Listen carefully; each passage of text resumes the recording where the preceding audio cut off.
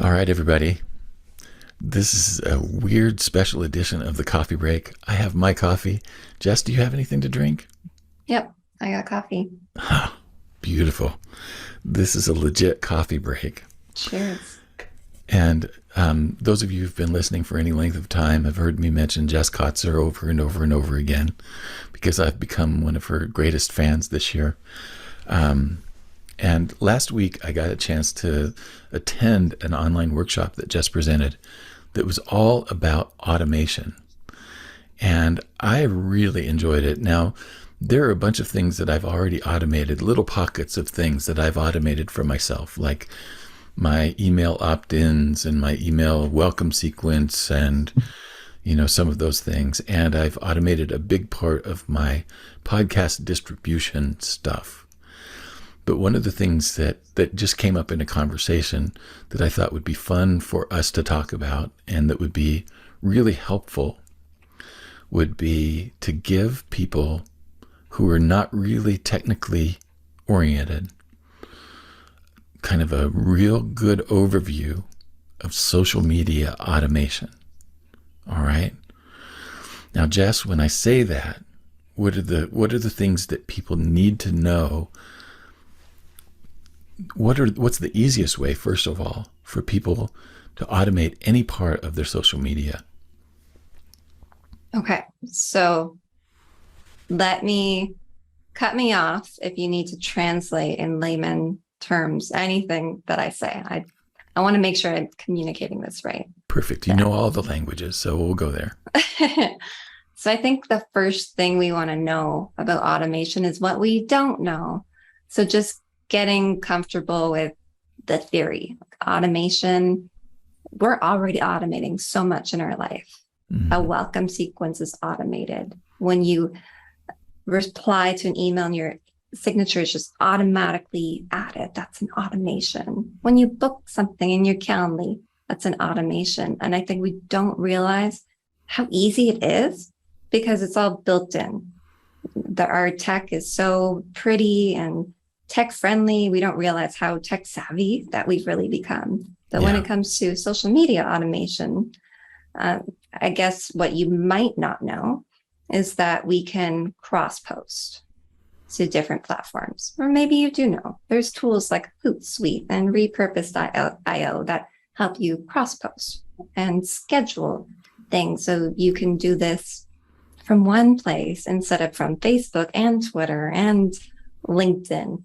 So figuring out how to be in less interfaces, to me, that's really important. I don't want to be on Facebook and Twitter and Instagram and TikTok every day. No. But I still want to, I want to be visible without getting stuck. And you don't want to go from tab to tab to tab to tab on your browser and enter the same thing every time in every place, right? You want to do it once, push one button, and it goes to all of those places, right? Yeah. Okay. So if I wanted to do that with, like, let's say that I have a vertical video like an Instagram reel. Yeah. What situation would you recommend for me to be able to post that in more than one place? Where else can you post a vertical video? Post it everywhere. You can post a vertical video. If you have a 60-second video, that's a short, TikTok, and reel. So then we have to think about, well, what tools can I use to post that one video to 3 places without being in all of those 3 places? Yeah. And that's where something like Repurpose.io is a good option. Okay. Riverside is a kind of a cool option I've been looking at that you might be interested in, actually, where you can film your podcast from there, distribute your podcast, but also clip it and stack your videos. So, on mobile or when you're putting out your long form, it's like this with the 2 heads. And then your TikTok, it's the 2 heads on top of each other. And the automation is built in to these super user-friendly tools already. So Riverside automatically makes it the format that it needs to be. Yeah, but then all your automation tools, we used for a reason, but there's pros and cons to everything. So I believe Riverside, you can't post to TikTok. Yeah. Or repurpose.io, you can, but then you can't do the stack. So there's trade-offs. The more you get into code, the more you can do. Yeah. But the goal is really not to code and not to hire a developer. Just learn how to use no-code automation tools. So of all of these ones that you've talked about, which one do you think has the easiest learning curve? I think repurpose.io is the Zapier of content. So if you have long form content, you can really easily clip bits of it and then distribute it to TikTok, Instagram, LinkedIn, all the socials. You can schedule, you can add your transcription into your video. There's a lot you can do within this one tool. So scheduling, clipping, it's nice that you can do a bunch of things in one place. Yeah. In a really visually easy way. Or you can use Airtable, and you can build in a lot of automations into Airtable that are super customized. Yeah. As long as you are comfortable learning a little bit about what you don't know. There is a steeper learning curve there. Now, you're a big fan of Airtable. Airtable definitely does have the steeper learning curve. But tell us a little bit about, Airtable just seems like, it's a canvas and you could paint pretty much anything that you want on it. It's like, but tell me a little bit about how you use like one use of Airtable, that is social media related, that saves you a significant amount of time every week. Okay, so one use would be setting up a workflow for your podcast. Okay. So I'm trying to dodge the question and complicate it here, because the workflow for your podcast, we want to think about your contacts, right? You want to ask someone to be on your podcast, and then you have to figure out, are they a friend or a stranger? And from Airtable, you're going to have scripts for your friends and for strangers and approach them in different ways. So in Airtable, we have our contacts and we're emailing people from here. But then we're also, when they say, yes, I'm in, we have our intake form in Airtable and another table, right? So then we get their headshot and we get their suggested title and maybe 3 bullets on why this podcast interview is going to benefit the audience. And then we have another table for the actual content creation. So we want to relate all this stuff together. So we just pull the headshot into the next table and use Airtable to automatically generate graphics. So you've heard me talk about the credit card imprinter. Yeah. You look back to that and think, wow, why would we do that? I'm starting to look at Canva like that. I'm just like, why am I going to Canva? And you can just click a button in Airtable and don't touch anyone's headshot. Just from there, we're going to produce your graphic. Yeah. Send it to YouTube or Twitter or wherever. Have your video in Airtable and just send it to YouTube by clicking a button and having the title, the tags, the description added already. So we can do all of this through Airtable. And it's one thing, kind of, but it's this huge workflow that we're putting into one place. So it's a lot, but it's also, we're doing all of this ourselves. So we might as well have robots do it instead. Exactly. So from booking the guest all the way to the published podcast,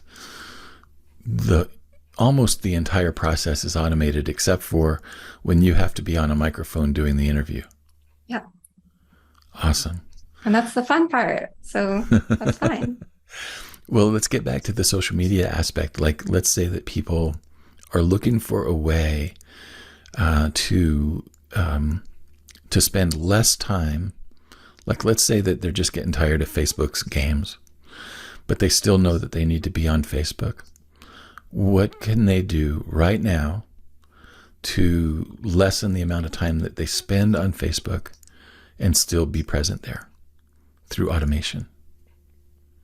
Well, what do they want to get out of it?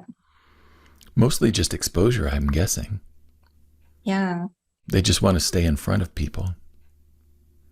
So I think this is more of a question for you, where we Mm-hmm. need to start with messaging and strategy and getting aligned with what you want to do.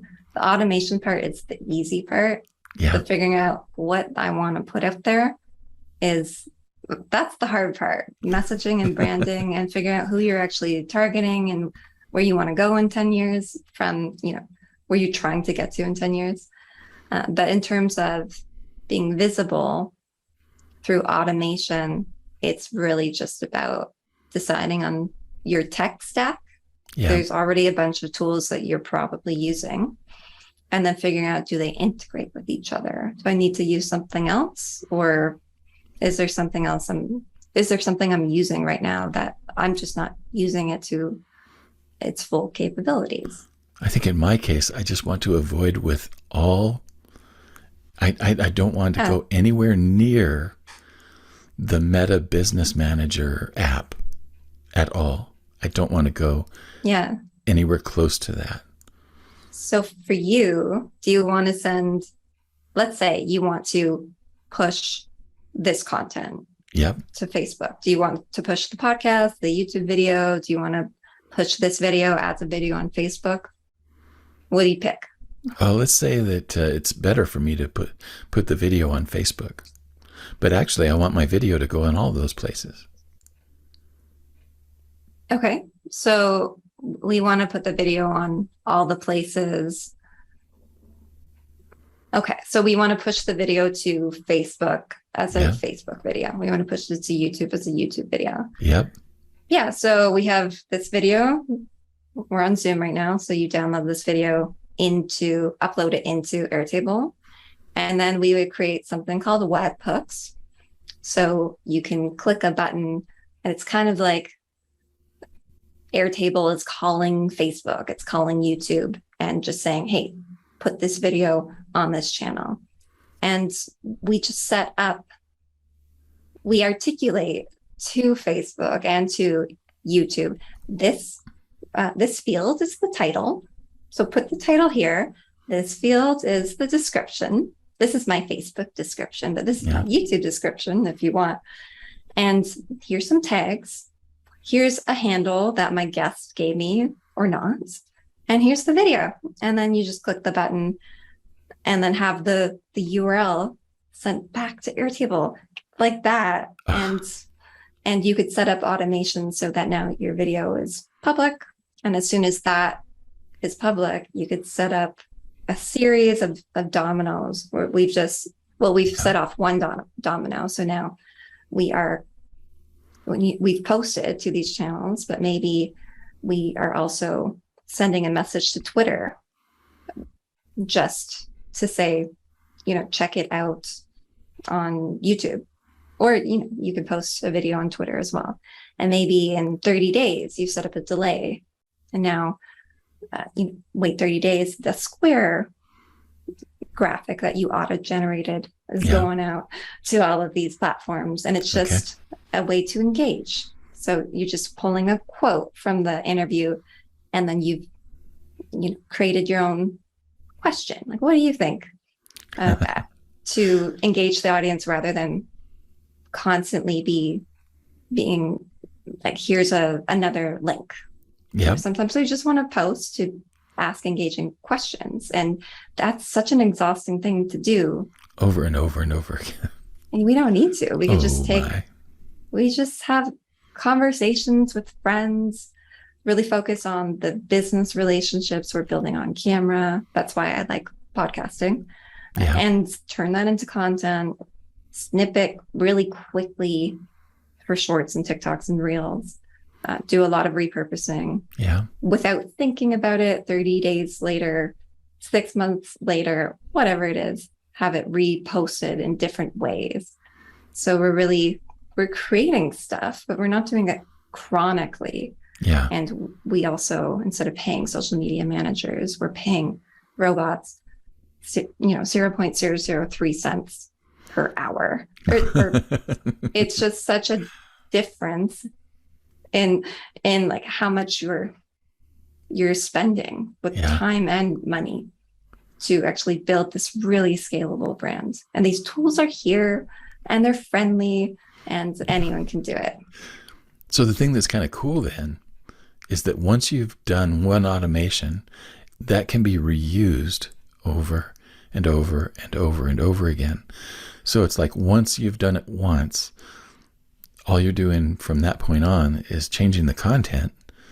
And even some of the content changes can be automated. Like Yeah. bringing in the new headshots and the new title and the new text and all of that stuff. That can be automated too, right? Holy goodness. So I want you to just give me an example of like how many hours per week of your own social media interaction have you saved by automating? I've been automating from the beginning with my new brand. Yeah. So I started a community in 2021 with this personal online space. But I would say that for the most part, I'm just interviewing people. Yeah. I've really automated communication with them, like prospecting, check-ins, thank yous, introductions. Every time I do something for the second time, I'll just do it in the form of an automation, so I don't have to do it for the third time ever again. Maybe I might be doing 40 hours a week more than what other people are doing. Yeah. And I've automated with large businesses, national businesses with huge distribution centers and 5,000 products and are trying to act like lean startups, which is a little outrageous, but not. There's also, I've realized out of desperation, I had to realize this, but it was nice to know I can automate hundreds of thousands of dollars of labor, which is crazy. And I don't want to take away jobs. Yeah. Which, if you can give someone, a human being, a job, that's fantastic. Especially a creative human being.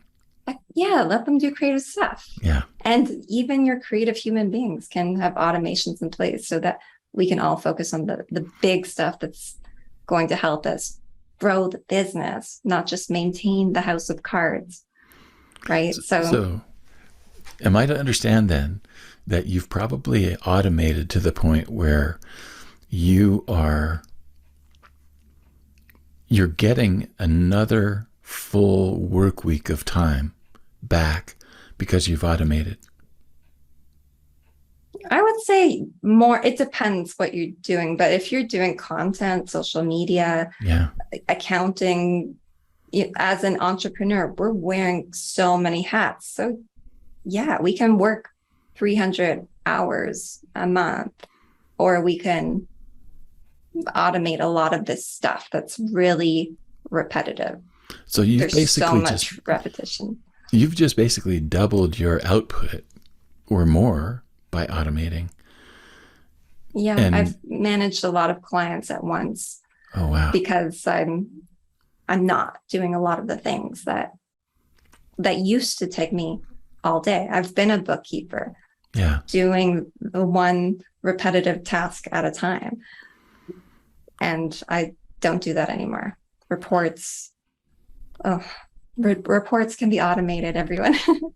That's like the most tedious. Tracking and numbers and all of it can be, almost everything can be automated.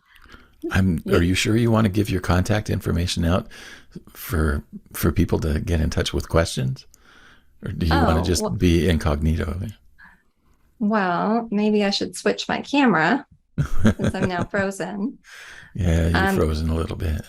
My information is available anyways, so you can reach me at Jess at selfpubhub.org if Yeah. you want to talk about automation. All right. And selfpubhub.org is specifically a community for authors and self-published authors. Yeah. And you got a lot of great things going on there. So if anybody's listening who would fit that category, Self Pub Hub is definitely a place that you want to check out. And I'm going to have Jess on for a much longer conversation in the near future. And Jess is also going to be one of the cast of regulars here, who is answering questions not only about automation, but client relationship management, community facilitation, online events, all kinds of things like that. Because she's really, she's somebody that I look at for both a role model and guidance in all those areas. I feel the same way about you. And hopefully you'll be a regular in my show too. I'm digging it already. Folks, this is Jess Kotzer. Again, Jess at selfpubhub.org. And don't hesitate to ask her questions if you got them. Thanks, Jess. Thank you, Franklin.